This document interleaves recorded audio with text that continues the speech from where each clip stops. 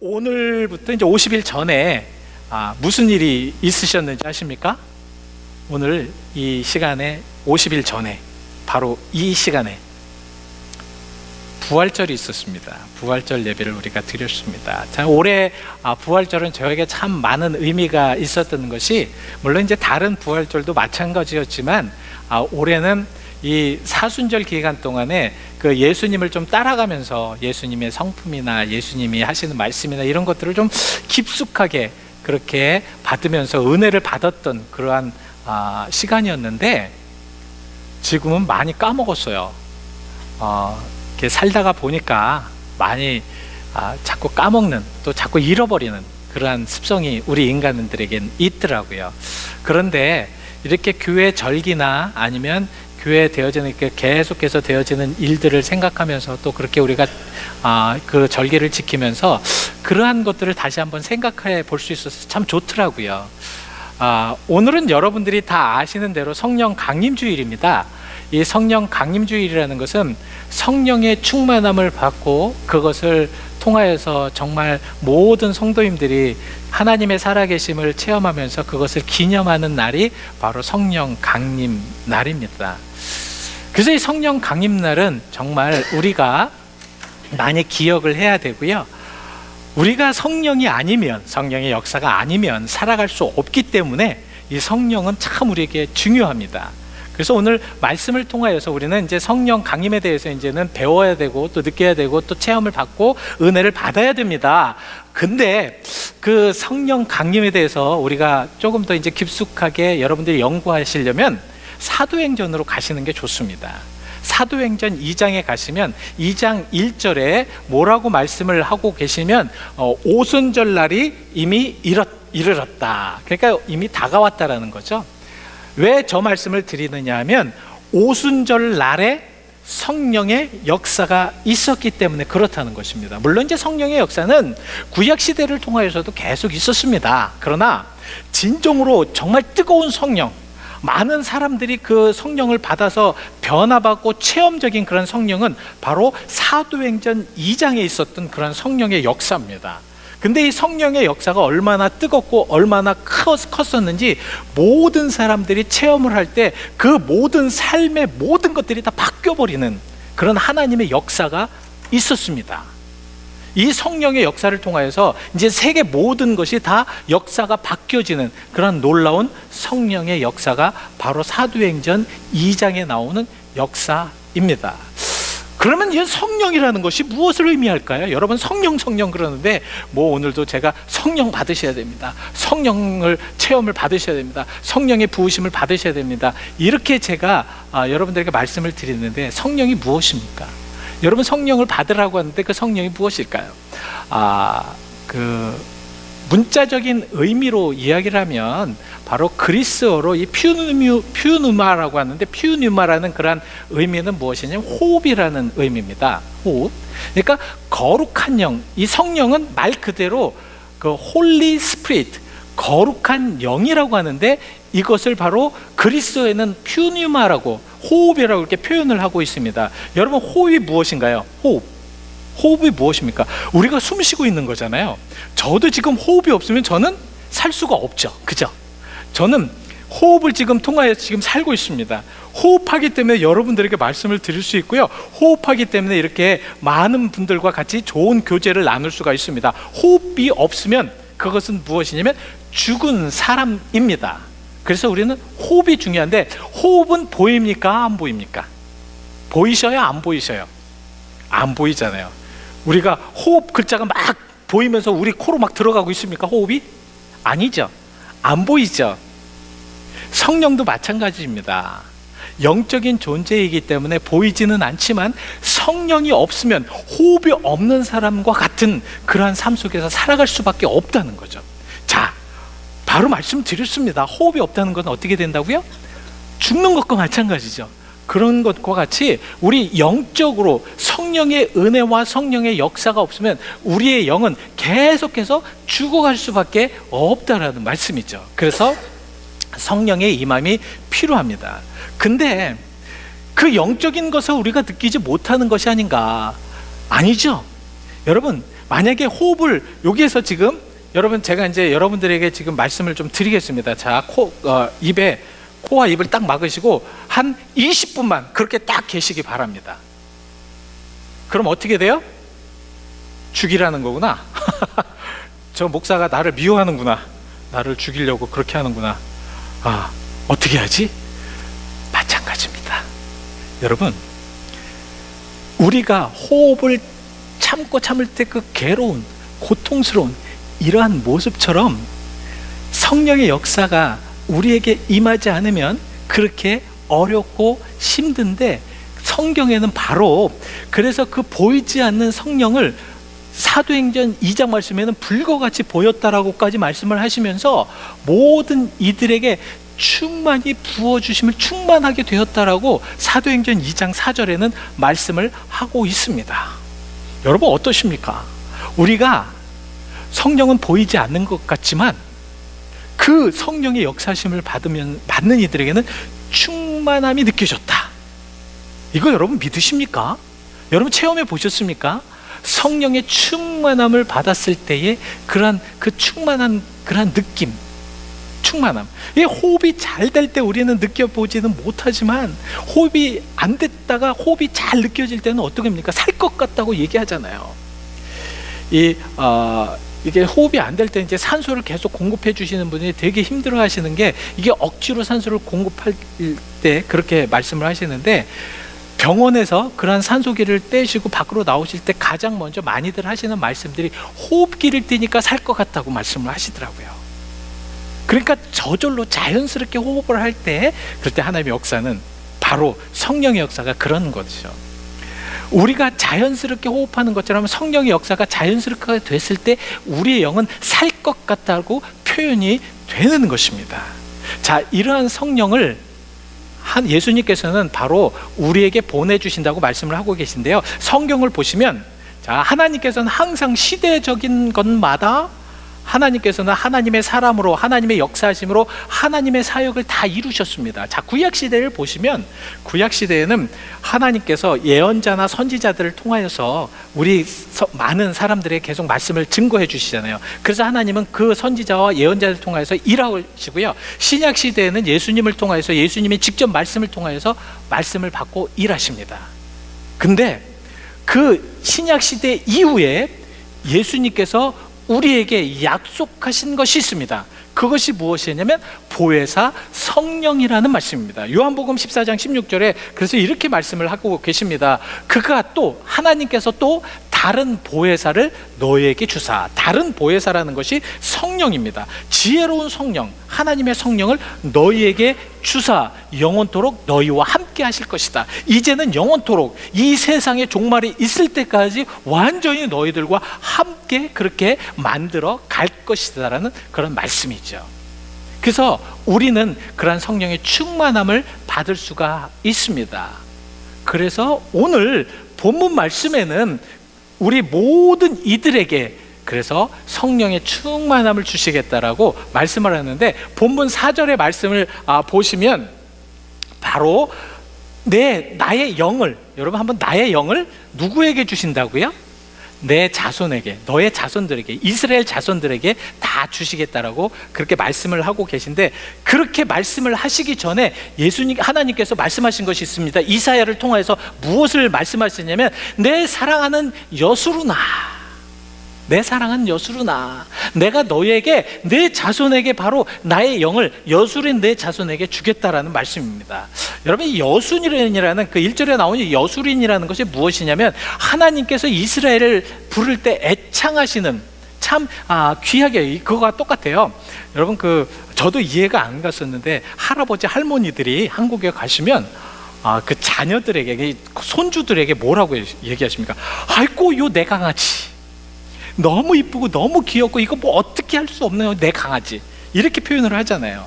이것이 그 자기 손주들을 정말 애칭으로 부르는 거 아닙니까? 바로 하나님께서도 이스라엘 백성들에게 여수루나, 이 여수루라는 말은 무엇이냐면 나의 사랑을 받은 자들아, 나의 사랑을 풍만히 그런 받은 자들이라는 그런 의미입니다. 그러니까 지금 하나님께서 이스라엘 백성들에게 이 내 사랑을 참 많이 받은 이들이야, 그런 자들에게 내가 내 영을 너에게 부어줄 것이다 라는 말씀입니다.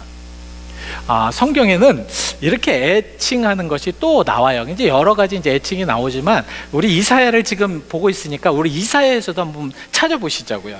이사야 62장 4절 말씀을 보시면 이런 말씀이 나옵니다. 다시 너를 버림받은 자라 부르지 아니하고 내 땅을 황무지라 부르지 아니하고 너를 홑시바라 부를 것이다. 이 홑시바라는 것은 나의 기쁨을 받은 자라는 의미입니다. 그러니까 그동안 너희 이스라엘 백성들이 고통과 아픔과 이 바벨론의 그 포로로 잡혀가서 완전히 고통 안에 있지만 이제는 그러한 고통 안에 버림받은 자라고 이제는 부르지 않을 것이다. 너희를 이제는 홑시바라고 부를 것이다. 이것은 무엇이냐면 너희들이 그 고통 속에 나와서 나의 기쁨을 이제는 체험하고 만끽할 수 있는 그러한 사람으로 홑시바라고 이렇게 부를 것이다 라는 그런 말씀입니다. 이렇게 이제 애칭을 하면서 말씀을 하고 있는데요. 왜 하나님께서 그렇게 성령을 주어주시고 성령의 역사심을 부어주시고 성령의 인도하심을 부어주실까? 하나님은 성령 충만함을 통하여서 하나님이 우리를 보호하시기 위함이십니다. 우리와 함께 하시기 위함이시죠. 성령은 무엇이냐면 하나님이 나와 함께 계시는구나라는 것을 깨달아 알 수 있는 것입니다. 그래서 우리가 진정으로 성령의 충만함을 받게 되면 그 충만함을 통해서 우리가 깨달아서 알고 느끼고 체험하고 그리고 정말 기쁘게 살아갈 수 있는 모습입니다. 그래서 그리스도인들은 어떻게 살아가야 됩니까? 그리스도인은 슬프게 살아가는 것이 아니라 기쁘게 살아가셔야 됩니다. 여러분 좌절 속에 살아가지만 그 좌절 안에서도 성령이 함께 하시면 어떻게 됩니까? 홑시바라고 하셨으니까 나의 기쁨을 너에게 준다고 하셨으니까 무엇입니까? 우리는 기쁘게 살아가야 되겠죠. 여러분 그렇게 살고 계세요? 한번 점검을 하시자고요.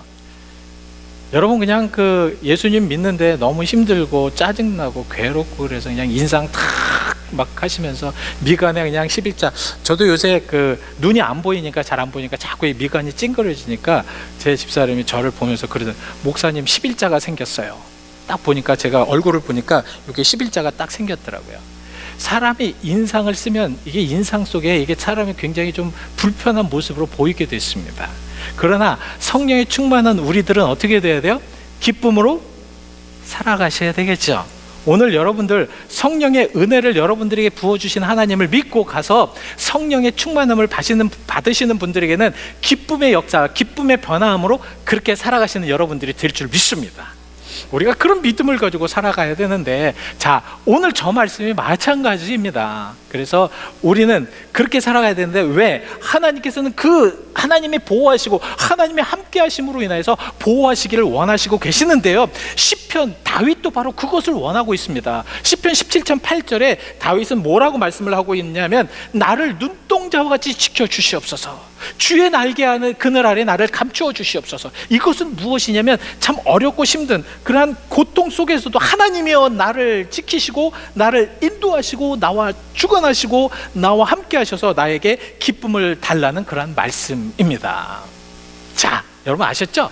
우리가 그러한 자들이 되어야 될 줄 믿습니다. 자, 근데 오늘 우리가 좀 이제 말씀을 묵상을 하면서 3절 말씀에 다시 보시면 3절에 또 뭐라고 말씀을 하고 있습니까? 그런 이제 그 내 영을 자손에게 주고 나의 복을 후손에게 주는데 어떠한 사람들에게 주냐면, 그 자손과 그 자손이 어떤 형체였냐면 목마른 자들, 목마름 속에 있는 자들, 그리고 마른 땅 같은 사람들.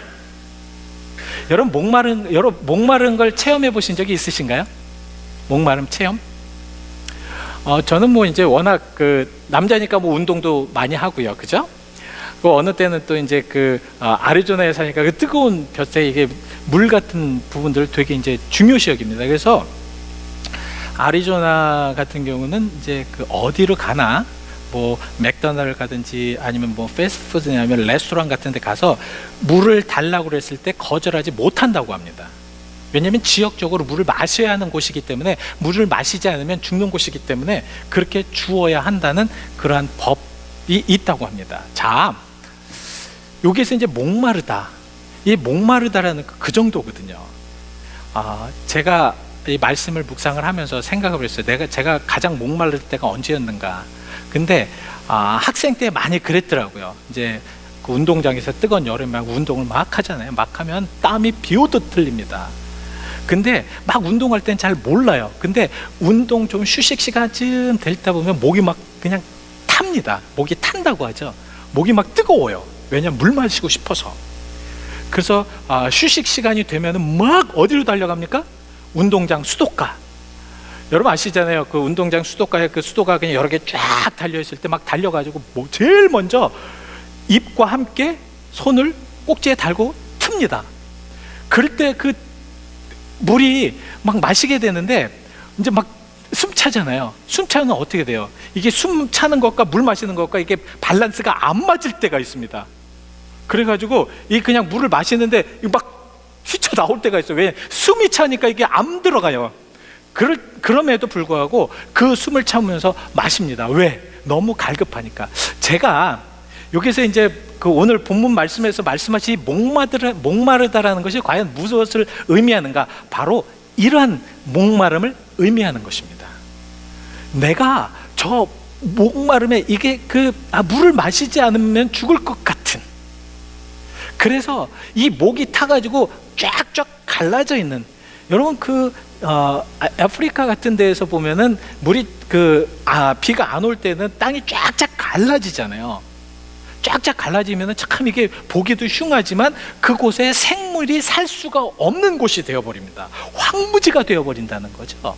바로 그러한 갈급하는 이들, 갈급하는 자들에게 그렇게 하나님께서는 영을 부으시겠다라는 말씀인데요, 이러한 영들이 어떤 자들에게 부어지냐면 바로 하나님의 자들, 내 자손들에게라고 말씀을 하고 있거든요. 이 내 자손들이라는 것이 바로 하나님을 믿고 하나님의 자손들을 얘기하는 것입니다. 그럼 나는 어떤가? 나는 하나님의 자녀인가? 여러분들도 하나님의 자녀입니다. 왜 그런지 아십니까? 요한복음 1장 12절에 이렇게 말씀을 하고 있기 때문에 그렇습니다. 영접하는 자, 곧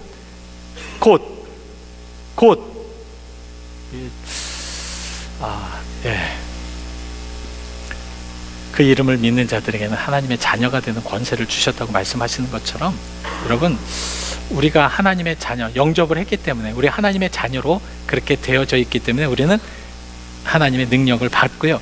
그리고 나서 요엘서 2장 28절에는 이러한 자들에게 물부터 부어주겠는데 경험적인, 체험적인 성령의 역사를 말씀을 하고 있습니다. 자녀들은 예언하라고, 노인들은 환상을 보겠다라는 그러한 예언의 요엘서의 그러한 예언을 따라서 이 성령 충만한 자들에게는 그러한 역사가 일어난다는 거죠. 자, 그러면 우리 이제 마지막으로 이제 정리를 하면서, 그러면 왜 우리가 성령 충만함을 받아야 되는가를 오늘 본문에 나오는 두 가지 요점만 가지고 여러분들에게 이제 말씀을 드리고 마치려고 합니다.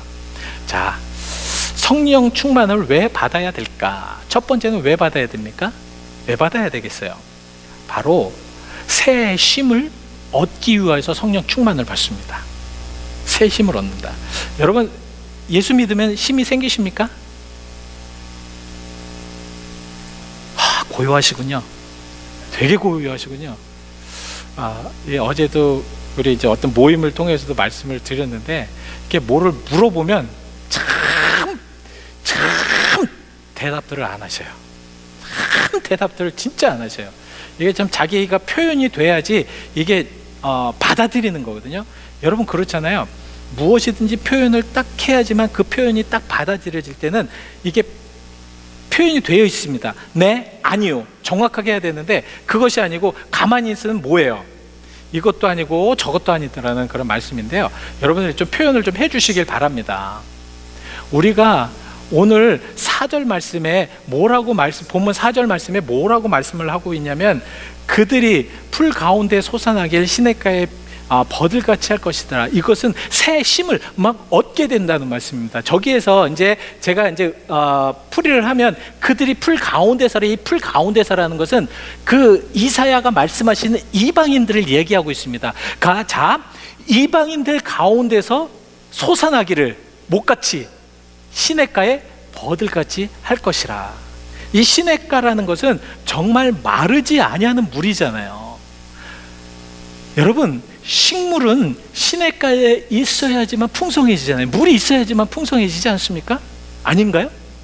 하여튼 제가 사는 동네, 제가 사는 나라에서는, 제가 사는 세상에서는 하여튼 시냇가의 옆에 있는 나무들이 풍성하게 잘 자랍니다.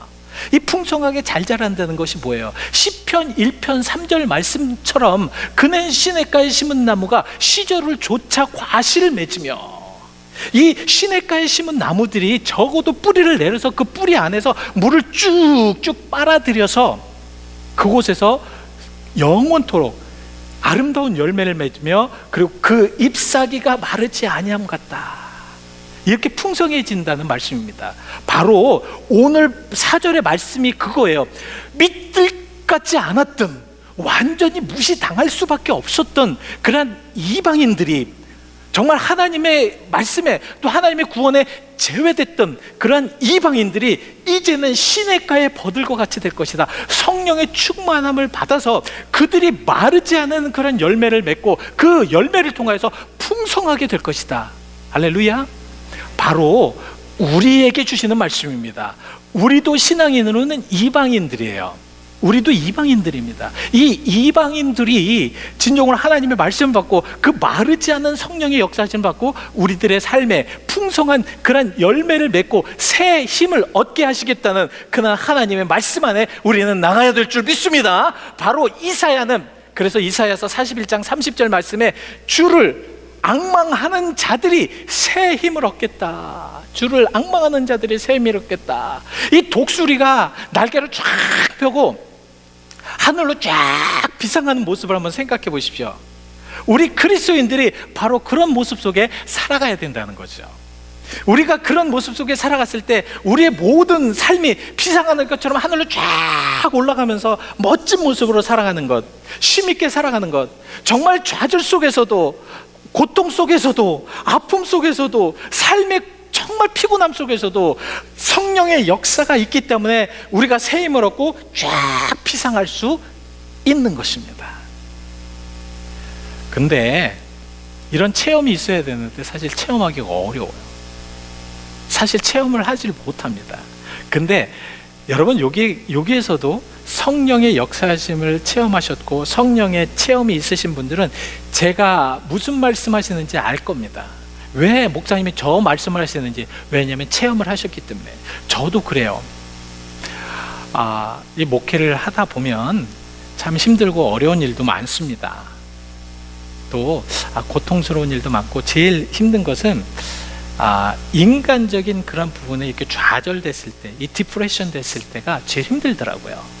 그랬을 때 정말 이제는 더 이상 못하겠다라는 그런 생각이 와질 때, 새벽에 기도를 하면, 새벽 예배를 끝내고 기도를 하면 주여 한번 딱 부르고 나면요, 하나님께서 주시는 그 은혜가 쫙 받아질 때가 있어요. 쫙 받아져서 하나님이 주시는 그런 힘을 얻을 때가 있습니다. 그래서 그 힘으로 다시 벌떡 일어나서 저 문 밖을 나가서 다시 목회를 할 수가 있는 것입니다. 이것이 성령의 역사하십니다. 자, 두 번째는 왜 우리가 성령을 받아야 되냐면 오늘 본문 5절 말씀 때문에 그렇습니다. 5절 말씀에 하나님에 속해 있어야 하기 때문에 우리가 성령을 받아야 돼요. 여러분, 하나님에 속해 있어야 돼. 왜 속해 있어야 될까요? 여러분, 이것은 세상에 속한 사람들이 하나님에 속한 사람들이 될 때에 이해가 됩니다. 왜 하나님께 속해 있어야 되는가? 하나님께서는 하나님에 속해 있는 자들에게 역사하시고 하나님에 속해 있는 자들에게 함께 하시고 하나님에 속해 있는 자들과 동행하시기 때문에 그렇다는 겁니다. 성령의 역사를 통해서 우리는 하나님과 동행할 수가 있다는 거죠. 이게 하나님에 속했을 때 여러분들은 그냥 대충 이렇게 생각하실지 모르겠지만 하나님에 속한 모습과 속하지 않은 모습과 이것이 구별되고 이것이 체험될 때는 이것은 굉장히 큰 우리에게 챌린지가 되는 말씀입니다. 왜 그러냐면 이런 말씀이에요. 하나님에게 속해 됐을 때는, 속하지 않을 때는 저주 안에 있기 때문에 그렇다는 겁니다. 멸망 안에 있기 때문에 그래요. 근데 그러한 것을 깨닫지 못하는 이유가 무엇이냐면 성령의 역사하심이 없기 때문에 그래요. 그러나 여러분 분명한 것은 스가랴서에는 이렇게 말씀을 하고 있습니다. 8장 13절에 자 너희가 이방인 가운데서 저주가 되었다. 하나님을 믿지 못하고 성령이 없었고 성령의 역사하심이 없었고 하나님의 능력이 없었고 하나님의 그러한 모든 것들이 없었을 때는 너희들이 이방인 중에서 저주가 되었지만 이제는 내가 너희를 구원하겠다. 그래서 너희가 뭐가 되게 한다고 말씀을 하고 계십니까? 뭐가 되게 한다? 복이 되게 하리니 두려워하지 말지니라. 오늘 1절 말씀을 통해서도 여수로나 두려워하지 말라고 말씀하고 계세요. 또 저기에서도 지금 두려워하지 말라고 말씀하고 계십니다. 스가랴도. 왜 그러냐면 이 두려움이라는 것은 죄 가운데 있는 자들은 다 두려워할 수밖에 없어요. 두려워할 수밖에 없습니다. 죄가 있는 죄성을 가진 인간은 두려워할 수밖에 없습니다. 이러한 두려움 속에 두려워하지 말라는 이유는 무엇입니까? 내가 너와 함께 할 것이고 내가 너의 주인이 될 것이고 내가 너를 인도할 것이고 내가 아픈 것을 치유하고 너의 걱정을 치유하고 너의 모든 것들을 다 하나님의 역사하심으로 인도하셔서 그렇게 역사하시기 때문에 두려워하지 말라는 것입니다. 그렇기 때문에 바울은 로마 교인들을 향하여서 저런 하나님의 속한 자가 되기 위해서는 어떻게 해야 되는가? 하나님의 뜻을 바라라는 거죠. 그래서 12장 2절 말씀에 이렇게 말씀을 하고 계시잖아요. 너희는 하나님의 선하시고 기뻐하시고 온전한 뜻이 무엇인지를 분별하도록 해라. 왜 분별을 해야 되냐면 우리가 세상 것에 악한 것에 저주의 것에 멸망의 것에 그렇게 있는 모습 속에 사는 우리들의 이제는 스가랴 8장 7절 13절 말씀처럼 정말 이제 복으로 가기 위해서는 성령의 역사심에 하나님의 속한 사람이 돼야 한다는 것입니다. 이것의 모든 결론은 무엇이냐? 여러분, 우리가 왜 새 힘을 얻고 우리가 왜 하나님의 속한 자가 되는 그런 사람으로 살아야 되는가? 마지막으로 갈라디아서는 이렇게 표현을 하고 있습니다. 자기 육체를 위하여 심는 자는 육체로 썩어질 것을 거두고 자 성령을 위하여 심는 자. 어제 제가 디도서를 통해서 여러분들에게 좀 말씀을 드렸습니다. 성령을 위하여 심는 자는 성령으로부터 무엇을 거둘 것이다? 영생을 거둘 것이다. 여러분 이건 꼭 기억해 두셔야 됩니다. 다른 거 오늘 이제 말씀을 다 잊어버리셔도 됩니다. 그러나 우리가 성령을 받아야 될 그런 가장 근본적인 목적은 무엇이냐면 영생입니다. 구원입니다. 구원을 얻는 자들이 영원한 생명을 얻을 수 있는 거거든요. 우리가 기독교인으로서 가장 근본적인 목적이 무엇인가? 기독교인의 가장 근본적인 목적은 구원입니다. 우리가 어떻게 해서든지 구원을 얻어야 돼요. 그렇기 때문에 여러분들이 주일날 예배 오는 것이고 그렇기 때문에 여러분들이 이 예배를 통해서 말씀을 지금 계속 받으시는 겁니다. 구원이 없고 아무 의미가 없다면 저도 이렇게 말씀드릴 필요가 없고 여러분들도 여기에 앉아 계실 필요가 없습니다. 그러나 하나님 말씀 안에 구원이 있습니다. 그 구원을 통해서 여러분들이 영생을 얻게 하시는데 그 구원의 영생을 얻기 위해서 도우시는 분이 바로 성령님이시기 때문에 여러분들 성령 안에서 살아가셔야 된다는 말씀입니다. 오늘 이런 말씀을 통해서 우리 이제 확신을 가지시길 바랍니다. 확신을 가지고 우리가 살아갔으면 좋겠습니다. 성령님께서 나의 마음에 오시옵소서. 성령께서 나를 주관하여 주옵소서.